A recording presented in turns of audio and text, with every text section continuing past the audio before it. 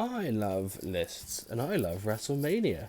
So what better way to combine the two than ranking every single Wrestlemania from worst to best? There's been 37 so far. Why not see which one comes out on top? These are all my personal opinions and none of them are facts. Just a bit of fun. Let's start with number 37, Wrestlemania 9. In front of almost 17,000 people in the Caesars Palace in Vegas. And what could possibly go wrong? Well, we were about to find out why it was ranked number 37 on the list. From April 4th, 1993, here is Wrestlemania 9, and here why it was number 37. So on paper, the card itself was solid enough. You've got all the mid-carders that you'd want for Wrestlemania, as well as the main event, which was Bret Hart versus Yokozuna, and a young, fresh-faced Jim Ross debuting for the WWF. Look at him, look how happy he looks.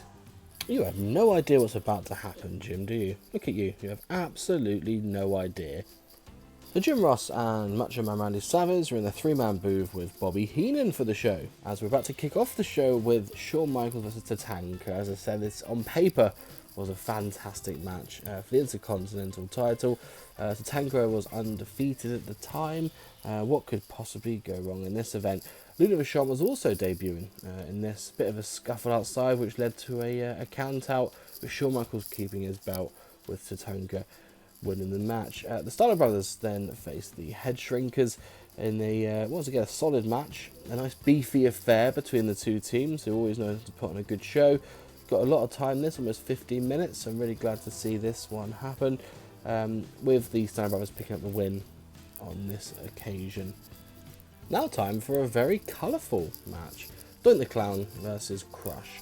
The famous event with two Doinks appeared, one under the ring, to blindside Crush and attack him, with Doink picking up the victory in this one. Once again, an iconic moment for Mania. Not many people would have thought so at the time, but it was.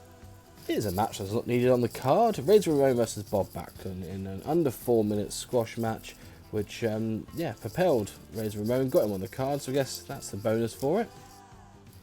Money Inc. then defeated the alliteration duo of Hulk Hogan and Brutus Beefcake with Jimmy Hart. They're beaten by DQ because Hogan already pinned once at Mania. It's not happening again, is it? Lex Luger then showed us how sexy he was before facing off with Mr. Perfect in a solid enough affair that was given just over 10 minutes to work, which gave it enough good time, a good match. Undertaker comes to the ring by a crow, and Paul Bearer defeated Giant Gonzalez by DQ, another DQ on this card. Once again, it's one of those matches that we'll forget about in the history, but sadly we just keep getting reminded of that streak, but it happened, decent enough. Now it's time for what we thought was the main event of Bret Hart facing off with Yokozuna.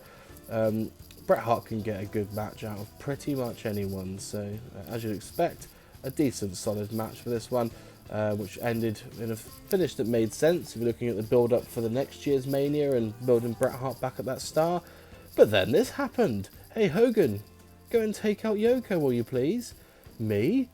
Oh, I don't think I could do that, could I? Oh, not me, I've already had a match tonight. Oh, go on then. And how we cheered and cheered and cheered. Thank you, Hulk Hogan, for saving the day. And that's it for Mania 9. That's how the main event of the WrestleMania 9 ended. See you soon.